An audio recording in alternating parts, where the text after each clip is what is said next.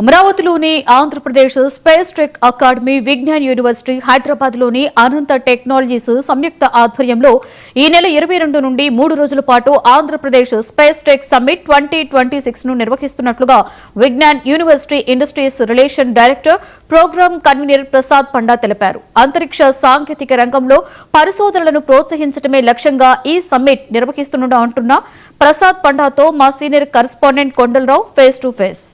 విజ్ఞాన్ యూనివర్సిటీలో ఈ నెల 22, 23, 24 తేదీల్లో ఆంధ్రప్రదేశ్ స్పేస్ టెక్ 2026 నిర్వహించేందుకు కూడా సన్నాహాలు చేస్తున్న పరిస్థితి అయింది. అయితే ఈ స్పేస్ టెక్ విజ్ఞాన్ యూనివర్సిటీలో నిర్వహించడానికి గల కారణాలు ఏంటనే దాని మీద కూడా మనతో పాటు మాట్లాడటానికి ప్రసాద్ పండా గారు ఉన్నారు. సార్ చెప్పండి, విజ్ఞాన్ యూనివర్సిటీలో మెయిన్గా ఆంధ్రప్రదేశ్ స్పేస్ టెక్ 2026 నిర్వహించడానికి ముఖ్య కారణాలు ఏంటి? Yes sir. సో నమస్కారం సార్. ఈ స్పేస్ టెక్ సమ్మిట్ అనేది మన ఆంధ్రప్రదేశ్ సౌత్ ఇండియాలో మొదటిసారి చేయడం జరుగుతుంది సార్. అది మన విజ్ఞాన్ యూనివర్సిటీలో చేయడం చాలా గర్వకారణం. సో దీని ఒక ప్రధాన లక్షణం ఏంటంటే సార్, ఈ స్పేస్ సైన్స్ అండ్ టెక్నాలజీ అనే ఒక టాపిక్ ఏదైతే ఉందో, చాలామందికి ఒక ఆస్ట్రోనట్ అవ్వాలంటే ఏం చేయాలి, ఏం చదవాలి, ఒక స్పేస్ సైంటిస్ట్ అవ్వాలంటే ఏం దిశగా వెళ్ళాలి, హయ్యర్ స్టడీస్లో ఎక్కడికి వెళ్ళాలి అనే ఒక అవగాహన ఎవరికి లేదు సార్. అది తీసుకురావడానికి ఫస్ట్ ఆఫ్ ఆల్ ఒక మెయిన్ రీజన్ ఈ space tech summit sir. So ఈ స్పేస్ సమ్మిట్లో చాలామంది ఇస్రో నుంచి రిటైర్డ్ ఫార్మర్ సైంటిస్టులు కూడా చాలామంది వస్తున్నారు. వాళ్ళొక చాలామంది ప్యానల్ డిస్కషన్స్, ప్లీనరీ సెషన్స్లో వాళ్ళొక కెరీర్ ఆపర్చునిటీస్ కూడా వీటి మీద చెప్తారు. అండ్ అలానే ప్రాజెక్ట్ ఎక్స్పోజ్ చేయడం వల్ల అది ఆ ఇవాల్యుయేషన్ క్రైటీరియా కూడా మన ఇస్రో నుంచి సైంటిస్టులు కొంతమంది ఇవాల్యుయేషన్ చేస్తారు. వాళ్ళు చేసిన సైంటిస్ట్ ప్రాజెక్ట్లో కూడా ఏది మంచి, ఇంకా ఎలా వాళ్ళు మోడిఫై చేసుకొని బెటర్గా చేసుకోవాలో ఆ ఫీడ్బ్యాక్ అనేది వాళ్ళతో రావడం వల్ల వాళ్ళకు కూడా దాని మీద ఇంట్రెస్ట్ అనేది పెరుగుతుంది. సో వాళ్ళు నెక్స్ట్ ఇప్పుడు సరే ఈ సంవత్సరం మనం ఇలా చేసాం, నెక్స్ట్ సంవత్సరం నేను ఇంకా బాగా చేయాలని ఒక ప్రోత్సాహం వాళ్ళకు కలుగుతుంది. ఆ అవేర్నెస్ అండ్ ప్రోత్సాహం మనం చేయగలిగితే నెక్స్ట్ స్పేస్ సైన్స్ అండ్ టెక్నాలజీలో మన వంతు, మన కాంట్రిబ్యూషన్ ఆంధ్రప్రదేశ్ నుంచి ఎక్కువగా మనం చూడవచ్చు సార్.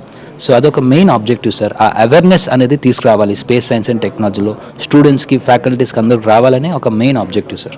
ముఖ్యంగా దేశంలోనే మన రాష్ట్రంలో మొట్టమొదటిసారిగా ఈ స్పేస్ సమ్మిట్ జరుగుతుంది. దీనికి సంబంధించి మనకేమన్నా పిల్లల్ని తయారు చేసిన జట్లు కానీ ఏమన్నా ఈ డిస్ప్లే పెడతానికి అవకాశం ఉందా? పెడుతున్నారు? Yes sir.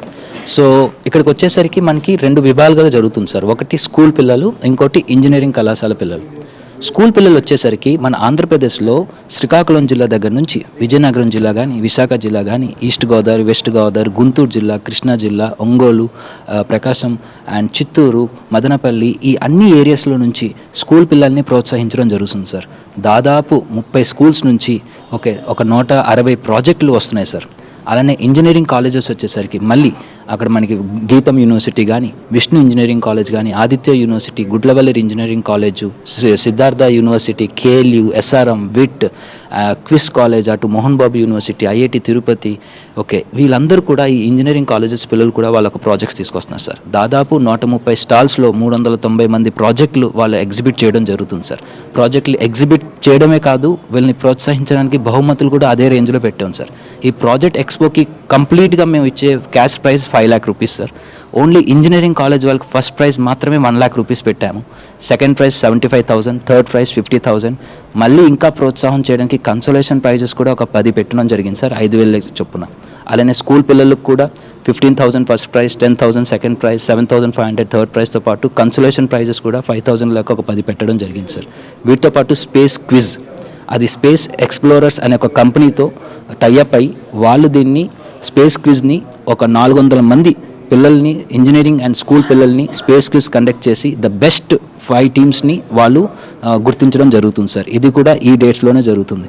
Panel discussions, plenary డిస్కషన్స్లో వచ్చే సైంటిస్టులు కానీ, స్టార్టప్ కంపెనీస్ ఫౌండర్స్ కానీ వాళ్ళు ఫేస్ చేసిన ఛాలెంజెస్ ఏంటి, ముందుకు రాబోయే అవకాశాలు ఏంటి, అది మేము చెప్పడం కన్నా ఆటోమేటికల్ ఎవిడెన్స్లో ఉన్న వాళ్ళు చెప్తేనే ఇంకా దానికి ఇది వస్తుంది. కాబట్టి వాళ్ళ చేత స్టూడెంట్స్తో మేము కొన్ని సెషన్స్ కూడా ప్లాన్ చేస్తున్నాం సార్.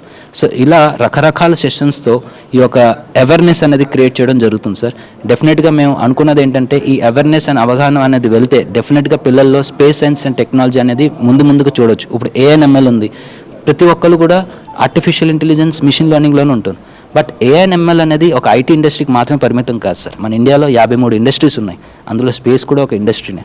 సో దీన్ని కూడా మనం ఫోకస్ చేయాలనుకుంటే ఇలాంటి ప్రోగ్రామ్స్ మరెన్నో చేయాలన్నదే మన ప్రథమ లక్షణం. ఖచ్చితంగా ఏదైతే ఈ స్పేస్ టెక్ సమ్మిట్ ఉందో విద్యార్థులను ప్రోత్సహించే విధంగా ఉంటుంది. ఈ నెల 22, 23, 24 తారీఖులో జరిగే విజ్ఞాన యూనివర్సిటీలో స్పేస్ టెక్ సమ్మిట్కి అన్ని ఏర్పాట్లు అయితే చేసిన సందర్భం ఉంది. ప్రతి ఒక్కళ్ళు విద్యార్థులు అవగాహన కార్యక్రమంతో పాటు ఏదైతే ప్రాజెక్టుకు సంబంధించి కూడా పిల్లలు తయారు చేసిన సందర్భం ఉంది. వీటన్నిటినీ డిస్ప్లేగా పెట్టి పిల్లలకు ఒక అవగాహన వచ్చే విధంగా కూడా ఈ సబ్మిట్ అయితే జరగబోతున్నట్టు చెప్తున్నారు. కెమెరా పర్సన్ పవన్తో కొండలరావు, విజ్ఞాన యూనివర్సిటీ నుంచి.